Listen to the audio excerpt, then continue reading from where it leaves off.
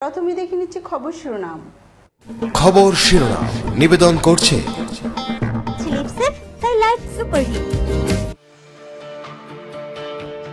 তাইওয়ানের এক ওয়াটার পার্কে বিস্ফোরণে জখম হলেন ৫০০ মানুষ, যাদের মধ্যে আশঙ্কাজনক ২০০। অপরদিকে ক্রমাগত বেড়েই চলছে শুক্রবারে ৪ মহাদেশে জঙ্গি হামলা মৃতের সংখ্যা।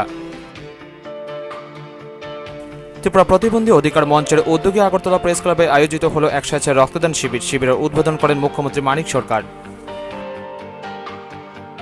আগামী ২রা সেপ্টেম্বর সিটুর ঢাকা সাধারণ ধর্মঘট সফল করার লক্ষ্যে এক গণকনভেনশন অনুষ্ঠিত হল বিশালগড় কমলা দেবী কমিউনিটি হলে। উপস্থিত ছিলেন সিটুর রাজ্য সম্পাদক শঙ্কর প্রসাদ দত্ত।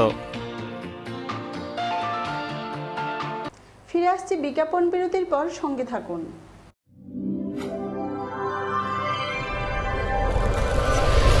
৫০০ জন মানুষ, এদের মধ্যে অন্তত ২০০ জনের অবস্থা আশঙ্কাজনক। অপরদিকে শুক্রবারে ৪ মহাদেশে জঙ্গি হামলায় মৃতের সংখ্যা ক্রমাগত বেড়েই চলছে। জলে আনন্দের পার্টি হঠাৎই বদলে গেল রক্তের স্রোতে। তাইওয়ানের এক ওয়াটার পার্কে বিস্ফোরণে জখম হলেন ৫০০ মানুষ। বিস্ফোরণের পর আগুন লেগে বহু মানুষ আহত হয়েছে। এদের মধ্যে অন্তত ২০০ জনের অবস্থা আশঙ্কাজনক। দেশের দমকল বিভাগ জানায়, আহতের অনেকেরই শরীরের ৪০% বেশি পুড়ে গেছে। তবে এ ঘটনায় এখনও নিহতের কোনো খবর পাওয়া যায়নি। শনিবার নিউ তাইপের ফরসোমা ওয়াটার পার্কে এই দুর্ঘটনা ঘটে। কিভাবে বিস্ফোরণ ঘটল তার কারণ এখনও জানা যায়নি। এই ওয়াটার পার্কে হাজারের বেশি মানুষ ছিলেন। এদিকে ৫ ব্রিটিশ নাগরিক সহ তিউনিসিয়ায় জঙ্গি হামলায় মৃতের সংখ্যা বেড়ে দাঁড়িয়েছে ৩৯। আহতদের মধ্যে কয়েকজনের অবস্থা আশঙ্কাজনক। ঘটনা নজিরবিহীন নাশকতা বলে বর্ণনা করেছেন তিউনিসিয়ার প্রেসিডেন্ট। প্রত্যক্ষদর্শীরা জানিয়েছেন, বিচ আমব্রেলায় বন্দুক লুকিয়ে নিয়ে ঢুকেছিল হামলাকারীরা। সোসি শহরে 5 স্টার রিসোর্ট রিউ ইম্পেরিয়াল মারহাবা হোটেলে এরপরের অভিজ্ঞতা বর্ণনা করতে গিয়ে আতঙ্কে শিউরে উঠেছেন অনেকেই। রিসোর্টে ঢুকেই এলোপাথারি গুলি চালাতে শুরু করে আততায়ীরা। এখনও ঘটনার দায় স্বীকার করা হয়নি কোনো জঙ্গি গোষ্ঠীর তরফে। তবে আইসিস এই হামলাকে অভিবাদন জানিয়েছেন। ইতিমধ্যেই সরকারের পক্ষ থেকে পর্যটকদের ফিরে যেতে অনুরোধ করা হয়েছে। কুয়েতেও মসজিদে নাশকতায় মৃতের সংখ্যা বেড়ে দাঁড়িয়েছে ২৭। কুয়েত শহরেই আল ইমাম আল সাদেক মসজিদে প্রার্থনা চলাকালীন আত্মঘাতী হামলা চালায় জঙ্গিরা। আহতের সংখ্যা প্রায় ২৫০। হামলার দায় স্বীকার করেছে ইসলামিক জঙ্গি গোষ্ঠী আইএস। ঘটনার পূর্ণাঙ্গ তদন্তে নেমে পড়েছে প্রশাসন। ইতিমধ্যে কুয়েতে জ্বালানি ভাণ্ডারগুলিতে নিরাপত্তা কয়েকগুণ বাড়ানো হয়েছে। নাশকতায় জড়িত সন্দেহে বেশ কয়েকজনকে জিজ্ঞাসাবাদের জন্য আটক করেছে পুলিশ।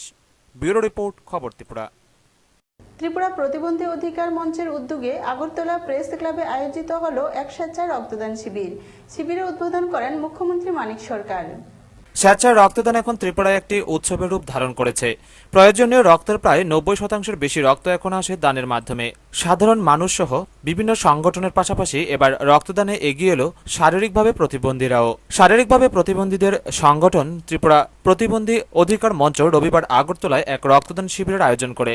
আগরতলা প্রেস ক্লাবে আয়োজিত সংগঠনের প্রথম রক্তদান শিবিরে প্রধান অতিথি ছিলেন রাজ্যের মুখ্যমন্ত্রী মানিক সরকার। তিনি বক্তব্য রাখতে গিয়ে তাদের এই উদ্যোগের ভূয়সী প্রশংসা করেন।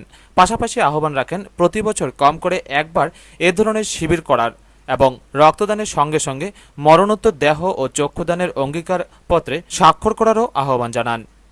আমার যেটা আবেদন থাকবে, শুধু এবারই করলাম পরের বছর ভুলে গেলাম তা যাতে না হয়। ধারাবাহিকতা বজায় রাখতে হবে।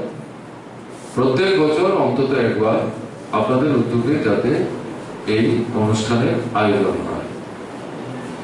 তাতে আমি যেটা যোগ করতে বলবো, রক্ত তো দেবেনি, সঙ্গে সঙ্গে মরণোত্তর দেহদান এবং চক্ষুদান, এই দুটোও কিন্তু খুব গুরুত্বপূর্ণ। চক্ষুদানের কথা বলছি এই কারণে, আপনাদের মধ্যে দৃষ্টিহীন ভাই বোন আছেন, তাদের পক্ষে চক্ষুদান করা তো সম্ভব না, কিন্তু তারা চাইলে দেহদান করতে পারে। আপনাদের মধ্যে অন্যরা যারা আছেন, হয়তো হাতের একটা সমস্যা আছে, পায়ের একটা সমস্যা আছে, অন্য কোনো অঙ্গ প্রত্যঙ্গের সমস্যা আছে, আপনি চাইলে আপনি কিন্তু চক্ষুদান করতেই পারেন। এটা জীবৎকালে না, মৃত্যুর পর। আপনি জীবৎকালে রক্ত দিতে পারেন, মৃত্যুর পর আপনার কাছ থেকে কেউ রক্ত নেবে না, ওই রক্ত কাজে লাগবে না, আর রক্তের অস্তিত্ব যখন বিলীন হয়ে যায় সেই অর্থে প্লাজমাগুলো ডেড হয়ে যায়, এটা কোনো কাজে লাগে না। কিন্তু মৃত্যুর পর চক্ষু দান করে দিতে পারেন জীবৎকালে, দেহ। ব্যুরো রিপোর্ট, খবর ত্রিপুরা। আগামী 2রা সেপ্টেম্বর সিআইটিইউ ঢাকা সাধারণ ধর্মঘট সফল করার লক্ষ্যে এক গণকনভেনশন অনুষ্ঠিত হলো বিশালগড় কমলা দেবী কমিউনিটি হলে। উপস্থিত ছিলেন সিটু রাজ্য সম্পাদক শঙ্কর প্রসাদ দত্ত সহ অন্যান্যরা। আগামী 2রা সেপ্টেম্বর সারা ভারত সাধারণ ধর্মঘট সফল করার লক্ষ্যে রবিবার দুপুরে বিশালগড় থানাদের 2 নং গেটস্থিত হরিশনগর কমলা দেবী কমিউনিটি হলে কেন্দ্রীয় ট্রেড ইউনিয়ন ও গণসংগঠন সমূহের আহ্বানে বিশালগড় মহকুমা ভিত্তিক গণকনভেনশনের আয়োজন করা হয়। উক্ত কনভেনশনে প্রধান অতিথি ছিলেন সিআইটিইউ রাজ্য সম্পাদক শঙ্কর প্রসাদ দত্ত। তাছাড়াও সিআইটিইউর রাজ্য সহসভাপতি গোড়া চক্রবর্তী, সিআইটিইউ বিশালগড় বিভাগীয় সম্পাদক বিষ্ণুপদ ভৌমিক এবং বিভাগীয় সভাপতি সত্যরঞ্জন দাস সহ অন্যান্যরা উপস্থিত ছিলেন। উক্ত কনভেনশনে প্রধান অতিথির ভাষণে সিটু সম্পাদক শঙ্কর প্রসাদ দত্ত কেন্দ্রীয় সরকারের বিভিন্ন জনবিরোধী নীতির তীব্র সমালোচনা করেন। কিসের জন্য? কারণ আমার ভারতবর্ষের সরকার যে নীতি নিয়ে চলেছে, এই নীতির ফলে ভারতবর্ষের মানুষের জীবন আরো দুর্বিষহ হয়ে উঠেছে। আরো ভারতবর্ষের মানুষ আরো কষ্টের মধ্যে, দুঃখের মধ্যে পড়েছেন। স্বাভাবিক কারণে এই নীতিটাকে আমাদের দেশের কৃষকরা, খ্যাত মজুররা, শ্রমিকরা, ছাত্র, যুব, নারী থেকে আরম্ভ করে শিক্ষক, কর্মচারী বন্ধুরা তারা কেউই মেনে নিতে পারেননি। ধর্মঘটের আহ্বান দিয়েছি আমরা সবাই মিলে। তখন এই ধর্মঘটকে আটকাবার জন্য বর্তমান যে সরকার কেন্দ্রে আছে, নরেন্দ্র মোদীর নেতৃত্বাধীন সরকার, এই সরকার কৌশলে শ্রমিক আন্দোলনের মধ্যে বিভেদ সৃষ্টি করতে চেয়েছিল। যেদিন আমাদের কনভেনশন হয় 26শে মে, তার একদিন আগে রাতে হঠাৎ করে শ্রমমন্ত্রী সমস্ত কেন্দ্রীয় ট্রেড ইউনিয়নের নেতাদের ডাকলেন, আসুন আপনাদের সাথে জরুরি ভিত্তিতে বসবো, কথা বলবো। কি 24 তারিখ রাতে বললেন, আপনারা বড় ধরনের কোন আন্দোলন কর্মসূচি গ্রহণ করবেন না, আপনাদের 26 তারিখে কনভেনশন আছে, আমরা আপনাদের। এদিনের এই গণকনভেনশনে 4 শতাধিক প্রতিনিধি অংশগ্রহণ করেন। ব্যুরো রিপোর্ট, খবর ত্রিপুরা। আবারও নিয়ে নিচ্ছে ছোট্ট বিজ্ঞাপন বিরতির সঙ্গে থাকুন।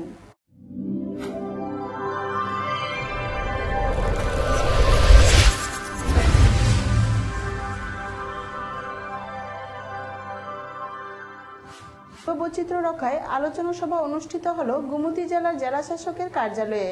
উপস্থিত ছিলেন বন দপ্তরের আধিকারিক এ.কে. গুপ্তা সহ অন্যান্যরা। কল্যাণ সাগরের কচ্ছপ প্রজনন ও জৈব বৈচিত্র্য রক্ষায় পর্যালোচনা সভা অনুষ্ঠিত হলো শনিবার। বন দপ্তরের PCCF A K. Gupta, pollution control বোর্ডের বিজ্ঞানী, জেলা প্রশাসন ও বন দপ্তরের শীর্ষকর্তাদের নিয়ে সভা অনুষ্ঠিত হয় গোমতী জেলার জেলাশাসকের কার্যালয়ে। তার আগে পিসিসিএফ সহ শীর্ষকর্তারা পরিদর্শন করেন মাতাবাড়ি কল্যাণ সাগর এবং তার পূর্ব পাড়ের কচ্ছপের হ্যাচারি। সভায় ত্রিপুরার উচ্চ আদালতের কল্যাণ সাগর নিয়ে নির্দেশিকার বিস্তীর্ণ আলোচনা হয়।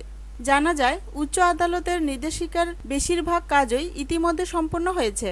কল্যাণ সাগর ও তার কচ্ছপগুলোকে বাঁচিয়ে রাখতে নিয়মিত মূল্যায়নের কমিটি গড়া, বিশেষজ্ঞ দলের প্রস্তাব নেওয়া, হ্যাচারি রক্ষণাবেক্ষণের কর্মী, কল্যাণ সাগরকে দূষণমুক্ত রাখার উদ্যোগগুলি ইতিমধ্যে নেওয়া হয়েছে। নতুন করেও বেশ কিছু কাজ করার পরিকল্পনা গ্রহণ করা হয় শনিবারের সভায়। কচ্ছপের প্রজননকে আরও ধারাবাহিক করতে কল্যাণ সাগরের 110 মিটার কংক্রিটের পাড় ভেঙে তৈরি হবে বালুর ডাল, যাতে করে কচ্ছপের প্রজননে কোনো প্রকার অসুবিধে হবে না। একই সাথে কল্যাণ সাগরের মাছের গণনার কাজ হবে। গজার মাছ কি পরিমাণ আছে তা জানার চেষ্টা হবে। মৎস্য দপ্তরকে এই গণনার কাজ কিভাবে করা যায় তার পরিকল্পনা জানানোর কথা বলা হয় সভায়। কেননা গজার মাছ মাংসাশী, কচ্ছপের ছোট ছোট বাচ্চাকে গিলে ফেলতে পারে। তাছাড়া কল্যাণ সাগরকে পরিষ্কার পরিচ্ছন্ন ও জনসচেতনতা বাড়াতে উচ্চ আদালতের নির্দেশ মতো দায়িত্ব দেওয়া হয় গোমতী জেলা বিজ্ঞান ফোরামকে। জেলা প্রশাসন, বন দপ্তরের সাথে গোমতী জেলা বিজ্ঞান ফোরাম কল্যাণ সাগরের পরিষ্কার পরিচ্ছন্ন ও স্কুল কলেজের ছাত্রছাত্রীদের নিয়ে ধারাবাহিক জনসচেতনতার কাজ সংগঠিত করবে। কিভাবে এই জনসচেতনতা বাড়ানোর উদ্যোগ নেওয়া যায় তার 3 মাসের পরিকল্পনা গোমতী জেলা বিজ্ঞান ফোরামকে দেওয়ার কথা বলা হয় সভায়। এই দিনের সভায় বন দপ্তরের পিসিসি এ.কে. গুপ্তা ছাড়াও উপস্থিত ছিলেন গোমতী জেলা জেলাশাসক সোনাল গোয়েল, পলিউশন কন্ট্রোল বোর্ডের বিজ্ঞানী ডক্টর মিহির দাস, অধ্যাপক জ্যোতি প্রকাশ রায় চৌধুরী, মহকুমা শাসক অজিত দেবনাথ, গ্রামোন্নয়ন দপ্তরের জেলা আধিকারিক, বন দপ্তরের জেলা ও মহকুমা আধিকারিক প্রমুখরা। for the protection and conservation of this turtle population in Kalyan Sagar, we have taken a lot of steps, and again we have to take certain steps. So for that, how things have to be taken up, what steps have to be taken up. So these all need to be examined, and accordingly we are planning. So that is what we have to do now. And we have got a lot of new hatchlings also. So How this many is the- decisions have you been taken today? I think I can finish it only up to this place, that we have to take certain steps. We are planning for that. And what are those plans, what are those steps will be made known in shortly. উচ্চ আদালতের নির্দেশিকার আগেই রাজ্য সরকার, জেলা প্রশাসন ও বন দপ্তরের কল্যাণ সাগর ও কচ্ছপকুলকে নিয়ে বিশেষ উদ্যোগের ফলাফল ইতিমধ্যে শুরু হয়েছে। কল্যাণ সাগরে নতুন করে বেশ কিছু পরিমাণ কচ্ছপের প্রজনন হয়েছে, যার কারণে সাগরে কচ্ছপের সংখ্যা বৃদ্ধি পেয়েছে। নতুন করে কল্যাণ সাগরের পাড়ে একটি ওয়াচ টাওয়ার বসানো হবে। শনিবার বৃষ্টির মধ্যেই শীর্ষ আধিকারিকরা কল্যাণ সাগর ও কচ্ছপের প্রজনন হ্যাচারি পরিদর্শন করেন। সার্বিক উদ্যোগ আগামী দিনে কল্যাণ সাগর এবং তার সঙ্গে কচ্ছপ ও মাছের আকর্ষণ জৈব বৈচিত্র্য পর্যটকদের কাছে আকর্ষণীয় হবে বলে অভিমত অভিজ্ঞ মহলের। ব্যুরো রিপোর্ট, খবর ত্রিপুরা। কাঠালিয়া প্রয়াত সমর চৌধুরী স্মৃতি কমিউনিটি হল প্রাঙ্গণে কাঠালিয়া ব্লক ভিত্তিক Tripura anganwadi workers and helpers ইউনিয়নের তৃতীয় ত্রিবার্ষিক সম্মেলন অনুষ্ঠিত হয়। বিপুল সংগ্রামী উদ্দীপনায় রবিবার কাঠালিয়া ব্লক ভিত্তিক Tripura anganwadi workers and helpers ইউনিয়নের তৃতীয় ত্রিবার্ষিক সম্মেলন অনুষ্ঠিত হয় কাঠালিয়ায়। প্রয়াত সমর চৌধুরী স্মৃতি কমিউনিটি হল প্রাঙ্গণে ৩০০ জন প্রতিনিধির উপস্থিতিতে সংগঠনের পতাকা উত্তোলন ও শহীদ বেদিতে মাল্যদান করেন সংগঠনের নেতৃত্বরা। কমিউনিটি হলে সম্মেলনের উদ্বোধনী বক্তব্য রাখেন সিআইটিউর বিভাগীয় নেতা নিহার সাহা। এইভাবে হিন্দুদের মধ্যে পরিস্থিতি, সংখ্যালঘুর বিরুদ্ধে পরিস্থিতি উত্তপ্ত করছে। এই বিজেপি আরএসএস তারা বলে বিদেশি অনুকরণ নয়, পাশ্চাত্য থেকে মানে ইউরোপ আমেরিকা কোনো শিক্ষা গ্রহণ করা যাবে না, তাদের অনুকরণ করা যাবে না, স্বদেশী আনা নিয়ে চলতে হবে। প্রতিনিধি সম্মেলনে উদ্বোধনী সঙ্গীত পরিবেশন করে সৃজন সাংস্কৃতিক সংস্থার শিল্পীরা। সাংগঠনিক প্রতিবেদনের উপর ৬ জন প্রতিনিধি খোলামেলা আলোচনা করে। সম্মেলনকে অভিনন্দন জানিয়ে বক্তব্য রাখেন সংগঠনের রাজ্য নেত্রী মনোরমা দাস। আজীবন দিয়ে তো মাস খাবারের বেতনের সময় তোমার মাসে মাসে বিলটা পরিষ্কার করে মাসের বিল পরিষ্কার করতে আমরা সম্পূর্ণ টাকা দিয়ে দেবো। তো আমার টাকা দিতে কোনো আপত্তি নেই। এর মহাজন করতে 3 দিনের যখন আমরা টাইম দিয়েছে 7টা থেকে 7:30টার মধ্যে 3 দেওয়া শেষ। আমরা দুজন সুপারভাইজার মিটিংও করছি, 1 মিনিট এখন গেলে 10 এখন গেলে তার দিন দিও না। কিন্তু গ্রামের এই তারা মানে 7টা থেকে 8টার সময় যাই কয় 2 মিনিট দিন দেন, কেন আমরা টাইম শেষ শিখে দেবো। এই গেলে আমরা বার করতে চাইছি না, এটা সরকার পরিচালনা করছি, তাদের মুখও আমরা অন্ন দিতে পারবো না। কারণ আপনারা জানেন দেশের মধ্যে বিগত ইউরোপীয় সরকার পরিচালনা করেছিল, অঙ্গনওয়াড়ি ওয়ার্কারের জন্য বড় বড় কথা বলেই দিয়েছিল, কিন্তু তারাও কোনো কিছু করেনি। আর আজকের দিনেও দাঁড়িয়েও আমাদের দেশে পরিচালিত যে সরকার বলেছিল অস্ট্রেলিয়া আচ্ছা আয়েগা, আর আজকে নীলরানী দেবী ও ঝর্ণারানী ভৌমিককে পুনরায় সভানেত্রী ও সম্পাদিকা নির্বাচিত করে ৩১ জনের একটি ব্লক কমিটি গঠন করা হয়। সম্মেলন থেকে সর্বসম্মতিক্রমে ১৩ দফা দাবি ও ২টি প্রস্তাব গৃহীত হয়। নারায়ণপতের রিপোর্ট, খবর ত্রিপুরা। অবৈধ প্রেমিক যুগলের ব্যর্থ আত্মহত্যার চেষ্টা। ঘটনা তেলিয়ামুড়া থানাধীন তুইকর্মা এলাকার এক রাবার বাগানে। বর্তমানে তাদের চিকিৎসা চলছে জিবি হাসপাতালে। অবৈধ প্রেমিক যুগলের ব্যর্থ আত্মহত্যার চেষ্টা। ঘটনা তেলিয়ামুড়া থানাধীন তুইকর্মা এলাকার রঞ্জিত দেববর্মার রাবার বাগানে। বর্তমানে তাদের চিকিৎসা চলছে আগরতলা জিবি হাসপাতালে। ঘটনা জুড়ে এলাকায় দেখা দিয়েছে চাঞ্চল্য। ঘটনার বিবরণে জানা যায়, তেলিয়ামুড়ার গামাইবাড়ি এলাকার ২৫ বছরের প্রসেনজিৎ সরকারের সাথে ব্রহ্মছড়া কলইপাড়ার বিষ্ণুচরণ কলইয়ের বিবাহিত কন্যা ধনলক্ষ্মী কলই তথা মল্লিকা কলইয়ের গত ৮ মাস যাবৎ অবৈধ সম্পর্ক ছিল। মল্লিকার ৫টি সন্তানও রয়েছে। এর মধ্যেই প্রসেনজিতের সাথে তার অবৈধ সম্পর্ক গড়ে ওঠে। এই সম্পর্ককে নিয়ে এলাকায় গত ১.৫ থেকে ২ মাস আগে কলইপাড়ায় সালিশি সভাও হয়। এরপর থেকেই ছেলের বাড়ির লোক তাকে ওই পাড়ায় আর যেতে দেয় না। গত শুক্রবার রাতে তার মামার বাড়ি ব্রহ্মছড়া থেকে ওই মহিলাকে নিয়ে গভীর জঙ্গল তুইকর্মা রণজিৎ দেববর্মার রাবার বাগানের একটি টংঘরে রাত্রিযাপন করে এবং সেখানেই কীটনাশক ও করবি ফুলের গোটা খেয়ে আত্মহত্যার চেষ্টা করে। তাদের অবৈধ ভালোবাসার এতটাই জোর ছিল যে কীটনাশক ও করবি ফুলের গোটার তীব্রতাও তাদের প্রাণ কেড়ে নিতে পারল না। শুক্রবার রাতে বিষ পান করলেও শনিবার সকাল 10টায় যখন বাগান মালিক রণজিৎ দেববর্মা তার বাগানে আসেন, তখন তিনি দেখতে পায় তার টংঘরের দরজা খোলা। সামনে একটু এগিয়ে এসে দেখে টংঘরের ভিতর একটি মহিলা ও একটি যুবক অচৈতন্য হয়ে পড়ে আছে। সঙ্গে সঙ্গে প্রসেনজিৎকে চিনতে পেরে তার বাড়িতে খবর পাঠায়। ঘটনার খবর পেয়ে তার ভাই ঘটনাস্থলে এলে দেখতে পায় তারা এখনো জীবিত আছে, কিন্তু সঙ্গে সঙ্গে তাদের হাসপাতালে না এনে খবর দেওয়া হয় তেলিয়ামুড়া থানায়। খবর পেয়ে এসডিপিও অজিত প্রতাপ সিং সহ বিশাল পুলিশ বাহিনী ঘটনাস্থলে পৌঁছে এবং ওই টংঘর থেকে তাদের উদ্ধার করে তেলিয়ামুড়া গ্রামীণ হাসপাতালে নিয়ে আসে। সেখানে তাদের অবস্থা আশঙ্কাজনক হওয়ায় সঙ্গে সঙ্গে আগরতলা জিবি হাসপাতালে তাদের স্থানান্তরিত করা হয়। বর্তমানে তাদের চিকিৎসা চলছে আগরতলা জিবি হাসপাতালে। আমার ভাইয়ের শ্রাদ্ধ, এই লাগে আমি তাড়াতাড়ি আইতাম পারছি না। এটা করলের লাগে আমি সবসময় ডিউটি দিতাম আর আয় কি দেখছেন? আয়া আমার এই জালটি খোলা, আরে বেলা হয়ে গেছে গা, তো আমার এনে তো লোক আয়া দুখছে কোলটা নিতেছে গা বুধ। আবার আয়া দেখি এই ঠেসটা নাই, হ্যাঁ এই ঠেসটা নাই পরে আর এখানে একটা দেখছি চপ্পল, আর খুইলা দেখি দুইজন শুয়া আছে। ওমা দীপক দা আর রাখাল মনে করছি আমি। দীপক তারা চিনেননি? ওই পোলাটারে আয়ে গেছে আমার এখানে গরু রাখতো 2 দিন। মেয়ে লোকটা আইছে না, মেয়ে লোকটা দেখছি না। কি অবস্থা দেখছেন এই অবস্থা? আরে আজকে তোমরা এত সকালে সকালে তাড়াতাড়ি গরু লই আইছে। তারা কি কোনো কিছু খাইছে এখানে?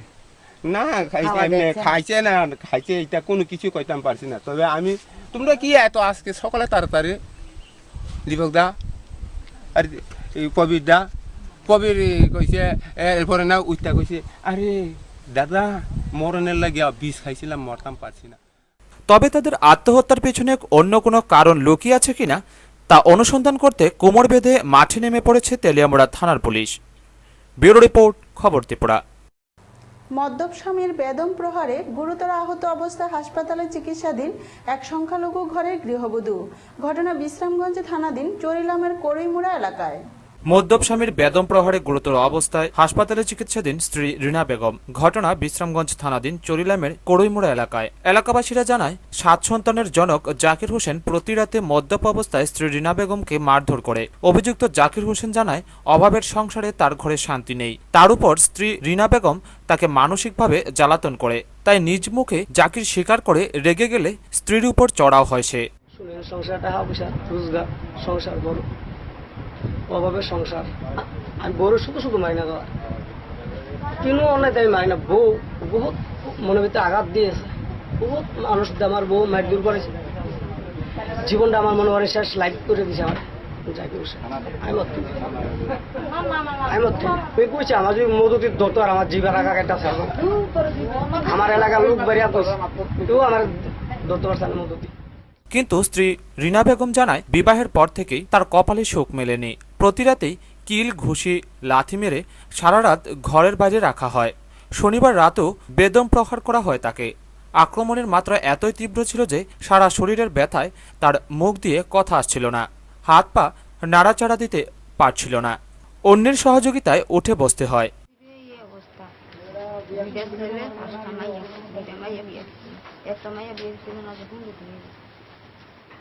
এই ডেলি আমার এই মারধর করবো, এই শব্দই করে আমার এই বাড়ির দিকে মারবো। আর আমি কোনো বইয়া খাই না, সংসার বাইরে গেছে না, বইয়া খাই শান্তি দিবে ডেলি বিকবো, ডেলি রাতি কত মেল বিচার কত দাম বইছে পারে না।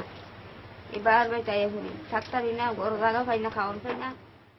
সারা রাত চিৎকারে এলাকার লোকজন ছুটে এসেছিল। কয়েকবার এ নিয়ে গ্রাম্য সভাও হয়েছিল, কিন্তু কাজের কাজ কিছুই হয়নি। এলাকাবাসীরা রবিবার সকালে স্বামী জাকির হোসেনকে ঘরে আটকে রেখে স্ত্রী রিনা বেগমকে চিকিৎসার জন্য হাসপাতালে নিয়ে যায়। ডেলি রাতে মারে সারাদিন রাত কত মানুষ দিয়া দিয়া মানুষজন নিয়ে দুদিন থেকে ভালো থাকছে, আবার কাজে আবার আমার বোনে আইয়ে আবার তো মানুষ আইয়ে আইসে আবার লয়ে আবার মারে জানেন। এ নিয়ে গোটা চরিলাম এলাকায় ব্যাপক চাঞ্চল্য ছড়িয়ে পড়েছে। ব্যুরো রিপোর্ট, খবর ত্রিপুরা। স্বামীর কুরুলের আঘাতে গুরুতর আহত হলেন এক গৃহবধূ। বর্তমানে তার চিকিৎসা চলছে জিবি হাসপাতালে। ঘটনা কৈলাসহর চণ্ডীপুর ব্লকের শ্রীরামপুর 1 নং ওয়ার্ডে। বধূ নির্যাতনের ইতিহাসে আরও একটি ঘটনা যুক্ত হল ঊনকোটি জেলার কৈলাসহরের চণ্ডীপুর ব্লকের শ্রীরামপুরে। স্বামীর কুড়ালের আঘাতে গুরুতর আহত হলেন এক গৃহবধূ। ঘটনা শ্রীরামপুর গ্রাম পঞ্চায়েতের 1 নং ওয়ার্ডে। বর্তমানে গৃহবধূটি আগরতলা জিবি হাসপাতালে আশঙ্কাজনক অবস্থায় চিকিৎসাধীন। অভিযুক্ত স্বামী সুভাষ দাস পলাতক। প্রসঙ্গত, প্রত্যক্ষদর্শীদের বক্তব্য অনুযায়ী ঘটনাটি ঘটে শুক্রবার রাত 9:30 নাগাদ। গৃহবধূর চিৎকার শুনে গ্রামবাসীরা তাদের বাড়িতে হাজির হয়ে দেখেন অভিযুক্ত স্বামী সুভাষ দাস কোঠার দিয়ে তার স্ত্রীর মাথায় একাধিক আঘাত করেন। কোঠার হাতে উত্তেজিত সুভাষ দাসকে কোনোক্রমে নিয়ন্ত্রণ করে গ্রামবাসীরা গুরুতর আহত গৃহবধূকে আরজিএম হাসপাতালে পাঠানোর ব্যবস্থা করেন। এই সুযোগেই পালিয়ে যায় অভিযুক্ত সুভাষ দাস। মানে 9:30 নাগাদ আমরা খাওয়ানে বসছি। তো হঠাৎ করে খাওয়ানোর মধ্যে হঠাৎ করে শুনি হাল্লা চিৎকার, মাগো করে করতেছে ছেলেটা। আমরা ঘর থেকে বাড়ি টিভি বন্ধ করে ঘর থেকে বাড়ি সারিয়া হঠাৎ করে দেখি বাসের বাড়ি গিয়া এরকম কুড়াল দিয়া মারতেছে সুভাষ দাস, সবিতা দাস। তখন দেখে সারি আমরা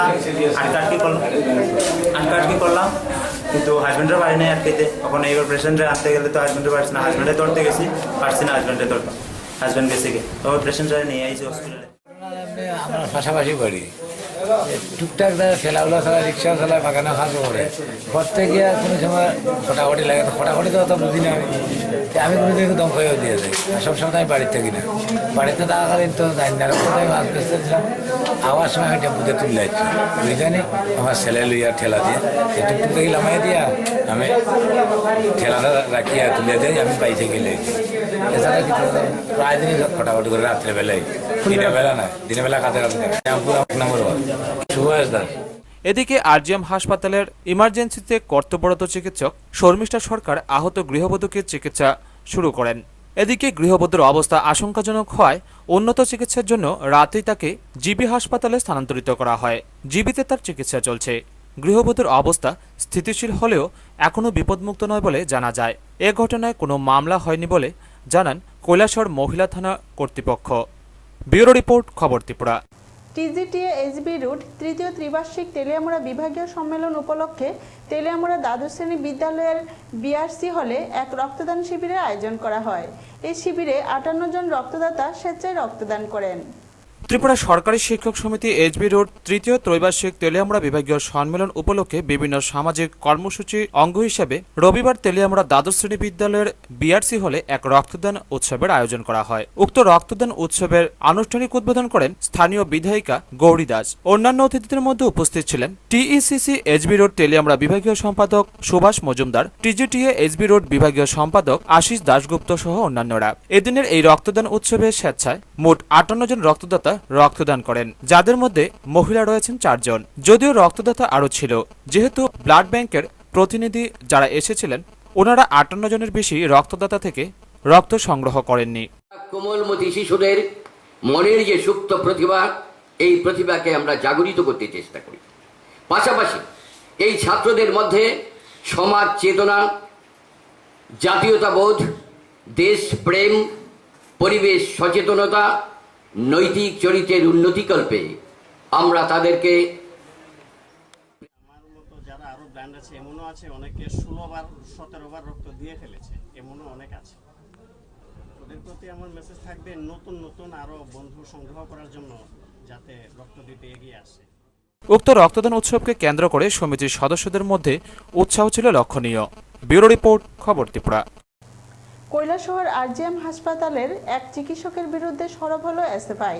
চিকিৎসকের বিরুদ্ধে বিভিন্ন অভিযোগ নিয়ে দ্বারস্থ হয়েছে ঊনকোটি জেলার মুখ্য চিকিৎসকের নিকট, অথচ এমন কোনো অভিযোগ আসেনি বলে অভিমত মুখ্য চিকিৎসকের। দীর্ঘদিন ধরেই কৈলাসহর মহকুমা হাসপাতাল বিভিন্ন ঘটনা নিয়ে সংবাদপত্রের শিরোনামে উঠে আসছে। এখন নতুন করে এক পক্ষকাল ধরে যুক্ত হয়েছে নানা বিতর্ক। এই বিতর্কের বেড়াজাল থেকে বেরিয়ে আসতে পারছে না কৈলাসহর আরজিএম হাসপাতাল কর্তৃপক্ষ। একের পর এক এই হাসপাতালে চলছে নানা কলঙ্কজনক ঘটনা। হাসপাতালের ল্যাবে বসে রোগীর কাছ থেকে বেসরকারি ল্যাবের নাম করে অর্থ কামাই কলঙ্কিত ঘটনার অধ্যায় দিয়ে শুরু। এই ঘটনা ঠান্ডা হয়ে যাওয়ায় আগেই পথ দুর্ঘটনায় আহত চণ্ডীপুর স্কুলের এক ছাত্রীর চিকিৎসার চূড়ান্ত গাফিলতির অভিযোগ উঠে অস্থিরোগ বিশেষজ্ঞ চিকিৎসক তুষারকান্তি চৌধুরীর বিরুদ্ধে। চিকিৎসক তুষারকান্তি চৌধুরীর বিরুদ্ধে সরব বামপন্থী ছাত্র সংগঠন এসএফআই অভিযুক্ত চিকিৎসকের বিরুদ্ধে ব্যবস্থা গ্রহণের দাবি নিয়ে ঊনকোটি জেলার মুখ্য চিকিৎসকের দ্বারস্থ হয়েছে। ইদানিংকালে যেসব সংস্থা বা সংগঠন স্বেচ্ছায় রক্তদান শিবিরের আয়োজন করছে, সেই শিবিরে রক্তদাতাদের ব্যান্ডেজ দেওয়ার কথা রয়েছে, তাও এখন পাওয়া যাচ্ছে না বলে অনেকেই জানান। ফলে রক্তদান আয়োজকদের বাজার থেকে ব্যান্ডেজ কিনতে হচ্ছে। এই সম্পর্কে হাসপাতালের সুপার সত্যজিৎ পালের কাছে জানতে চাইলে তিনি জানান, এই ধরনের কোনো অভিযোগ তার কাছে নেই। রক্তদান শিবিরের সব জিনিস তো ব্লাড ব্যাংকেই থাকে, না থাকবে সেটা, এগুলো থাকে, এগুলো না থাকার কথা না, এগুলো সব কিছুই থাকে আমাদের। সেটা আমি তাহলে দেখছি, আমি তো জানি না, এই ঘটনাটা কেউ আমাকে বলেই নি, সেটা আমি দেখছি কি করে। এটার বদলে কিছু দেওয়া হয়েছিল, দেওয়া হয়েছিল, আর কিছু না। আচ্ছা, সেটা আমি দেখছি কি করা যায়। আপনার কাছে কি এমন কোনো খবর আছে যে ব্যান্ডেড আমাদের হসপিটালে নেই? ব্যান্ডেড আছে আমাদের, আমি দেখবো কি আছে। ব্যুরো রিপোর্ট, খবর ত্রিপুরা। খবর শেষ করার আগে আবারও দেখে নিচ্ছি খবর শিরোনাম। খবর শিরোনাম নিবেদন করছে ফিলিপসের তাই লাইট সুপারহিট।